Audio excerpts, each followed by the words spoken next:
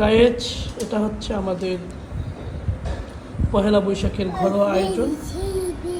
আমরা নতুন বছর 1432-কে বাঙালিয়ানা খাবার দিয়ে আমরা শুরু করতে যাচ্ছি। হচ্ছে সাথে এই যেটা হচ্ছে আমাদের পান্তা ভাত, সাথে বেগুন ভাজি, বরিশালের টাটকা ইলিশ যেটা আমরা নিয়ে আসছি দেশরা বরিশাল থেকে, সাথে আছে আলু ভর্তা, আর না বললেই নয় সেটা হচ্ছে আমাদের কাঁচামরিচ এবং পেঁয়াজ, যেটা কচকচ করে চাবিয়ে খেতে ভীষণ রকমের ভালো লাগে।